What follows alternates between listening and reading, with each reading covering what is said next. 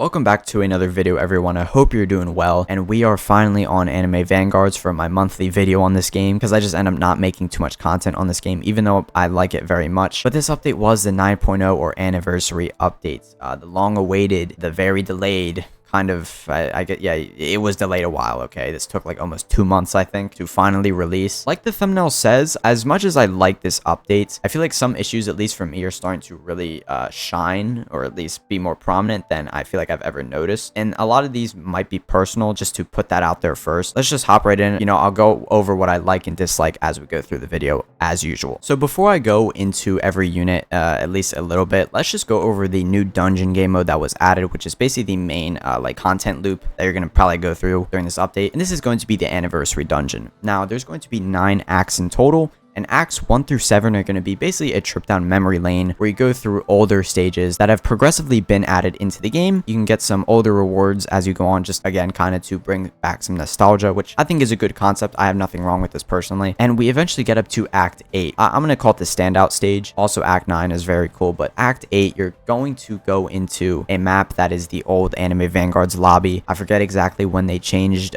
to the new lobby, and this stage is probably one of the hardest stages in the game, which I'm very glad they added at least one difficult piece of content in the game. And this act specifically is going to be, I think it's 35 waves, I believe, but the enemies are going to be very tanky, the bosses are going to be very tanky, and Griffith, which is going to be the last like final boss, is also going to have the wormhole modifier where he's going to spawn like basically at the end of the track, and you have to really nuke him before he kills you, right? So this is one of the very challenging stages. People are already not cheesing it, but you know, dumbing it down a little more. But I think as like a one and done kind of thing, this is perfect. You get to experience the old lobby again, and bosses that have been progressively added into the game. I think it's just a nice touch. And, you know, I didn't mind doing the stage. It took me like a couple of tries just playing around with my team. I'll take it. I'm glad this was definitely added. Moving on to Act 9, though. This is going to be the Tiny Task stage, by the way. I forgot to mention, but you're also going to get cake slices throughout all of these acts. And you're going to be able to use these slices to either summon on the anniversary banner to get like half of the new units, or you're going to be able to use it in the anniversary shop for rerolls, Evo items for the new units, and a new familiar, which is actually going to generate more money for your farms, up to 15%.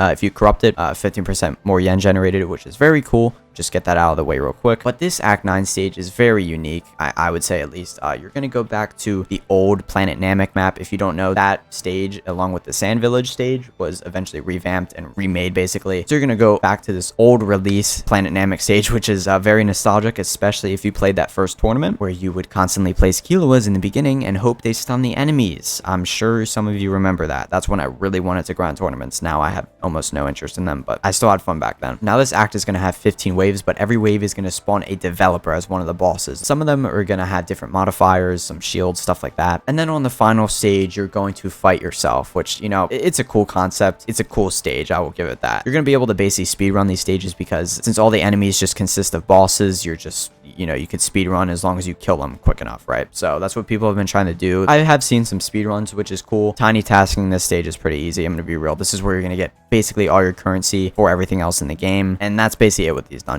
I think they're, again, a nice trip down memory lane, and I think they did pretty well with them, and I don't really have any complaints. Now, there were 13 new units. I'm not going to go over the Battle Pass units. I don't have them yet, but there's going to be 7 banner units and then 4 event units. Now, the banner units, I'm just going to go down one by one, hopefully just make it quick. I don't want to be here for too long, at least when it comes to describing every single unit. I'm pretty sure they could all pick a unit that would be added, and they did so. Now, do I like every single unit? No, but that's expected. Like, I'm not going to like every unit. I don't know every unit, but let's just go over them real quick. Now, starting with Neko Arc, this is going to be a fate character, and this is one of the more underwhelming units. Their damage is alright, but their main mechanic is going to be randomly applying any status effect or debuff in the game to enemies that they're attacking. And this is cool, but you don't want to deal with all the RNG on hoping a specific debuff gets applied to an enemy. The model's funny. The last attack animation specifically, where they're like shooting a beam out and it's going like crazy, I think that's really funny. I like that attack. But overall, I'm probably not going to be using this unit at all. Moving on to Rumi or Ruby. This is going to be a character from Ruby, I think,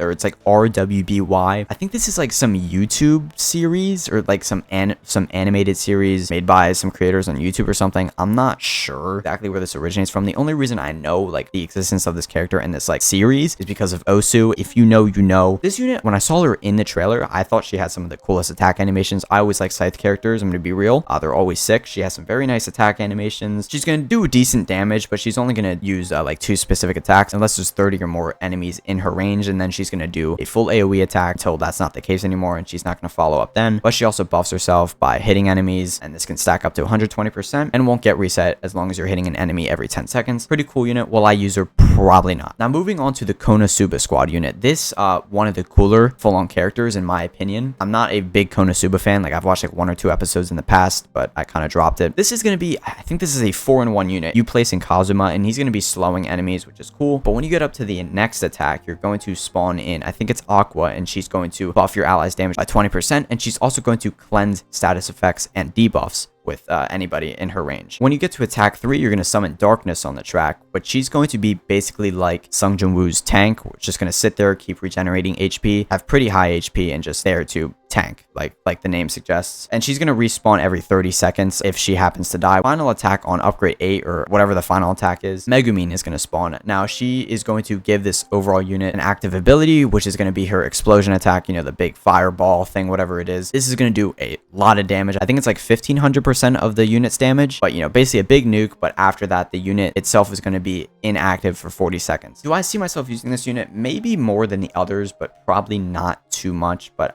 this is a very cool unit, one of my personal favorite ones this update. Yeah, very cool unit. Next up, we got Godzilla. Now this unit is a cool unit. I'll give the devs that. The shiny model is really funny, pretty solid overall. It's going to be a full AoE unit. It's going to apply burn. It's going to make dots do more damage in general. He's also going to have an active ability where you kind of hold to charge it up, and he's going to charge up a big attack. And when you let go of that ability, he's going to do a bunch of damage to every enemy in front of him, and that damage is going to scale, I think, based off of how long you hold the ability for and how much radiation he has, which he's going to have a meteor where he gains radiation every attack. Very cool unit. I might see myself using this guy a little more. I'm not too sure though. Now the next unit being Dot or Spot from, I think, Spider-Man or the Spider-Man universe or something. I'm not a Marvel fan. I'm not a Spider-Man fan. I'm going to keep it a buck. But this unit is going to repulse enemies. He can attack outside of his range for, you know, a little less damage, but he can also teleport the units, and he also declares specific enemies as his nemesis and will, I think, only attack them until they're dead. And again, he can teleport and stuff, so pretty cool design overall, but probably not going to use them. Next up, we have Deku. Now, you cannot tell me this is Deku. I don't really think the model looks bad, but I can't tell this is Deku. Pretty sure they had to remodel every anniversary unit. This is kind of more of like an ad clear unit, I would say. He doesn't have a fixed SPA. He's going to have a 0-second SPA. That's not counting like animation times and stuff like that, but he gains 0.4 SPA every time he attacks the same enemy, and also consecutive attacks on the same enemy increase his damage, and he also teleports the units. So pretty cool. More for ad clear. That's about it, I would say. I don't know about boss killing too much, even though he does more damage the longer he attacks the same enemy, but I don't know, just kind of a weaker unit this update, I feel. But moving on to the final banner unit, this is going to be Dio over Heaven. I'm sure you were waiting for this one. I mean, what can I say? This is arguably the best unit in the game. I mean, probably the best unit in the game. He does basically everything. His model is super nice for being a remodel too. Like, dude, it's so nice. His attacks are super clean. Sound effects are nice. He can literally apply any, I think, status effect. Yeah, he can apply any status effect to enemies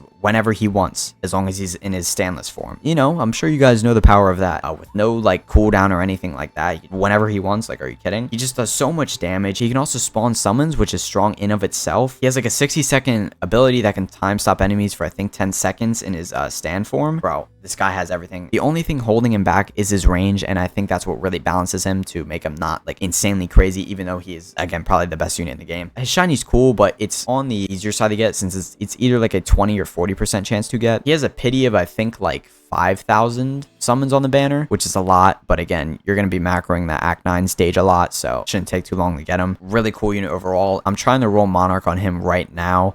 It's not going well. Moving on to the event units now, not the banner units, the event units. First, we got Shiro from Fate. This guy is pretty good. I'm probably not going to roll or use this guy. I'm going to be real, but he's going to have a mana bar, and he's going to gain mana on each attack. He's going to basically be able to copy attack patterns from, I think, other Fate units or something. Like, I know he can do Excalibur in his ability menu, but he can also gain infinite range on one of his abilities. That's insane. You'll see it on the screen now. His damage is pretty solid, and like that's all I can really say is attack animations are pretty clean. Cool unit, like definitely one of the more better ones. I don't really see myself using him. Moving on, we have Hollow Knight or Hollow Seth. Obviously, this is the Knight from Hollow Knight. This is my personal favorite unit of this update. I love Hollow Knight. I love Silksong, and this unit kind of combines a little bit of both. Obviously, mainly Hollow Knight, but this unit is super strong, full AoE, so much damage, has a full soul tree and charm system, just like Hollow Knight. He has summons that have so much health, and you can also buff the summons because before the match starts, you have a full charm soul tree screen where you can pick different charms, you know, make him do more damage, make his summons do more damage, make his abilities do more damage, because you didn't know he also has a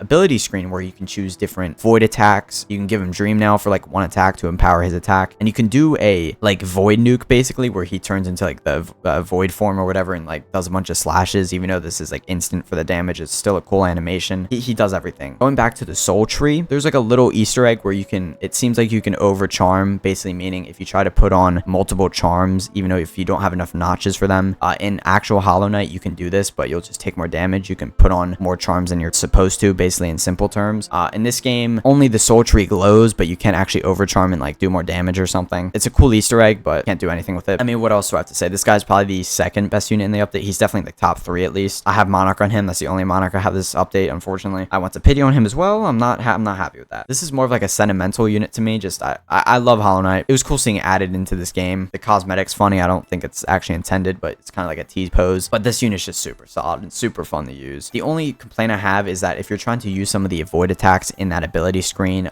it's kind of hard to see them because you have to flick like the Vengeful Spirit attack and then close the menu like instantly to even try to see the attack, and then you can't even see it really. You can only really hear the sound effect, so it's kind of hard to see the animations sometimes, but that's about it. Moving on to Wonder of You. This guy is cool in theory, but I will probably never use him. Instead of being a regular unit you place him, but he's going to spawn at the end of your base and walk towards the enemies. The closer the enemies get, the more damage he's going to do to them, as he drops different things on them. He drops like planes and stuff like that. Does a lot of damage, but he's just very niche because he takes a while to get to the end of the track, or I guess the beginning of the track. Cool unit, but I probably won't use him that much either. And then moving on to the final event unit, probably my second or third favorite unit this update is going to be Hellkiller, or the guy from Doom. I actually don't know what his name is. I think it's just Doom. This guy is just, he's super cool, dude, and he's really good. I'm not even a Doom fan myself. He can swap between a bunch of different guns and, you know, has a bunch of different attack animations, stuff like that. He's gonna have low cooldown, a lot of damage even without Monarch, but the main thing about this guy is you can switch to an FPS mode, bro, and you can just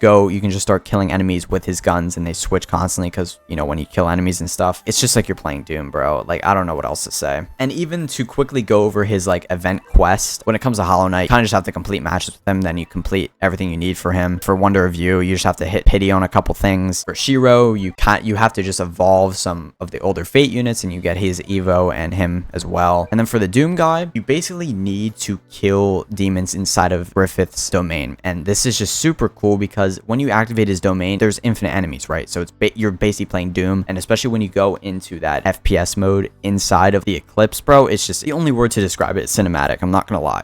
Like, that's all it is. I wish the ability lasted longer, had a shorter cooldown, but, you know, balancing, it is what it is. This is one of my favorite design characters this update. And again, I don't have the battle pass units, so I'm not going to go over them, but that's all the other units covered. Hi guys, it's me from the future here, and I forgot to mention something very important that has to do with these units. There is no reason that some of these units should have 5,000 takedowns, let alone the amount of takedowns they need for their evolutions. It takes way too much time, especially for something like Hollow Knight, where its unevoed form literally has no upgrades, barely does any damage, has a, I guess, relatively quick SPA, but the thing is, it's a one placement. It's going to take forever to get 5,000 kills, and it's a time waster. We need to lower these numbers or completely remove takedowns. Honestly, I don't think they need to be removed, but the numbers need to be lowered. It's just such a time waster, and nobody actually likes just sitting in infinite waiting to finally get your 5,000th takedown for this unit for the 8th time this update. You know what I mean? It's so annoying. They're all pretty cool. This update is kind of just a macro fest where you just sit in Act 9, get a bunch of currency. I also forgot to mention that you can get serialized Dios, basically meaning that you have a small percent chance to get a Dio that has a serial number on him, making him way more rare than others depending on the numbers and stuff like that. But that's also something people are chasing this update. That's like the main thing to chase this update, basically. I'm personally not really going to chase for that. If I happen to get it, I get it. But moving on to some of the other features of this update that isn't just just the units. We also got trading, but it's kind of hard to rate trading because it's disabled. If you were not aware, trading basically got disabled within like the first day of the update because people were they were only getting like millions of rerolls by abusing an infinite leaderboard glitch. You're on the infinite leaderboard, you could just infinitely claim rewards, aka infinitely claim rerolls. You could trade these rerolls and just ruin the economy. Basically, it ruined it. So trading's disabled. Pretty sure those players got banned or at least rolled back or something. I'm not sure. It's just unfortunate because people were looking forward to trading and it's just disabled now. And it reminds me of this, like kind of like the PvP situation where PvP was super buggy and it didn't get fixed until months later. I hope this doesn't happen with trading, but like only time will tell. We just have to hope that it gets fixed soon. I'm not like an avid trader myself. I have some units. Like I do have a Diavolo wherever he is. Yeah, we have him here. He would probably go for a decent amount. I have my other rarest unit is probably a shiny Momo. So yeah, those are probably my two rarest units, I would say. When it comes to other shinies I have, like specifically nothing too rare. I have like I have a shiny Mahito and I also have a shiny Roderick or whatever. These guys aren't good at all, but I don't know how rare they are really. But other than that, I'm not really too interested in trading, but I know people were really looking forward to it, and the fact that it's disabled and we can't use it and it was one of the main features of this update is kind of unfortunate and a little annoying. But obviously bugs were going to happen. You can't really do much about it, but again, it's just unfortunate. Most of the shops actually got reset, like the command seal shop, all the raid shops, the curse shop, and the dungeon shops. You know, you can get more rerolls and stuff. I think it's kind of, if you think about it, you know, they reset it, meaning, you know, you have to go again down memory lane, play the older game modes, experience what the game was like back in the day. And you know, it's kind of cool. We're all going to tiny task it, but I think you get the idea. Nobody's complaining about more free rerolls, but yeah, that's something else to mention. When it comes to events though, which have been a main staple of this game's kind of like longevity between updates, I feel, there's nothing like new, and this is one of the problems I'm kind of having with these events. Yeah, there's permanent events for older Vanguard familiars, but like that's about it. When it comes to the regular events, yeah, there's the average anniversary trials. I was impressed with Elemental Confluence, and this Zod mount is actually super nice, bro. I really like this mount, but other than that, it's just the same old, like, you know, Evolution Madness. We have the Odyssey Outrage. We're going to get, what else is there? There's going to be increased familiar chance odds or whatever you want to call it eventually. There's going to be the same thing where you have to complete 25 stages a day to get rerolls or tokens for whatever you want. Rifts every hour, shiny event, and then increased summer currency, and it's November, by the way. Yeah, like I feel like with the events specifically, this is more of an issue I currently have with this game. It just feels like with the events, it feels very monotonous, and when I log into this game, and if I want to complete the events, it feels like I'm logging into a gacha game to complete my dailies there, which I don't think anybody enjoys. Like, do you really want to go into Odyssey every day for 30 minutes and complete 25 stages to get some rerolls? I don't. I didn't mind it in the beginning, but now it's really getting repetitive. And I just have no motivation to do it. Obviously, I don't need to do it. It's not required, but I just wish it was a little more engaging. I'm glad at least with some of the Vanguard familiars, they're kind of ramping up the steps on how to get them, or at least making it not just clear 25 stages with that unit. A specific example is Obito, where you had to only complete like 5 Act 1 Sand Village stages or whatever, with him equipped and like no other mythics, which I think was a cool concept. It is what it is, but I think that's one of my issues with this game. The events aren't going to keep me playing every day, like not at this point. I don't think it'll happen. I do hope for more unique events like Elemental Confluence in the future. Other than the update specific events for the units, there's nothing really going on here. I'm not going to go over every single change in quality of life, but I think one to go over is the inventory performance fix. Basically, the inventory as a whole is just way more clean. It's way smoother to pick units, equip them. It's not laggy. Like, I barely experience any lag anymore. The only issue I have is some units like don't appear. There's like some blank spots sometimes, but that's about it. I'm glad this feature was added. Also, I pulled another Monarch rare off the banner, but I can't hit a Monarch within 1500. All right, very nice quality of life feature here, because I've always had a problem with this inventory. It's just there's too much stuff. It's too laggy, but they basically fixed most of that, so I'm happy with that. And then other than that, I mean, we got some new cursors. As you can see, I have this one Gojo one on now. They're pretty cool. You know, you don't have to pay for them. You just need to have trophies. Only complaint I have is that they're kind of dark, but that's just because like the character designs. I wish I had the Escanor one because that's lighter. Like, it's kind of hard to see this one on the screen and stuff, and same goes for the Alucard one as well, and Sungjin Woo one, but I'll always take some cursors. That's cool. The bundles themselves, pretty solid, especially this first one here. 500 rerolls for 80 Robux. This is too hard to pass on. I already bought it. Otherwise, I didn't buy any of the other bundles, but other than that, I mean, that's like all I have to say with this update. I'm trying to figure out if it was really worth 2 months for this update. I basically got everything I wanted in under maybe 7 hours. Like, I'm gonna be real. While I think the selection of units is unique, and I think the devs deserve to like like pick what they want, because they have made a monumental anime tower defense game, but the reality is like not everybody is going to know every one of these characters. They're not going to want to go for every one of the characters, so they'll probably just end up stopping short on the update, just getting, you know, a couple characters they want. That's totally fine, and there's nothing wrong with that. But like other than that, like I just don't know what else to do. The events themselves, like the regular events, are just getting repetitive for me. I don't feel like doing them. I just find myself wanting to do less and less things each update. I don't know if that's just because I've been playing this game literally forever, like since day one, and I haven't really taken a break. Of course, there's a million things I could do. I just choose not to. I feel like this has something for everybody. It's just for more endgame players, again, it's going to be hard finding something that keeps me wanting to play this update. Trading being disabled is a bummer, and I hope it doesn't go unfixed for a while, just kind of like how PvP was. But other than that, like honestly, I think this update's pretty solid. As much as I try to complain about things every update, a lot of things just come down to being subjective, and that it is what it is. And you know, again, you're not supposed to play these games 12 hours a day, and it's not like I want to, obviously. But for what the anniversary is, I think it did. I think this game did a good job. Again, of course, I'm excited to see what comes in the future. And yeah, let me know what you guys think of this update, what you don't like, what you wish was improved, what you wish was added, anything like that. Other than that, do I think this is the best update they've ever put out? No, I don't think it is. I don't think it's really close, but I think it's just another solid update that they've had in a row, and I think that's pretty commendable. So I will end the video there. Again, let me know what you guys think of this update and any suggestions you have for these videos. I'll catch you guys very, very soon. Peace.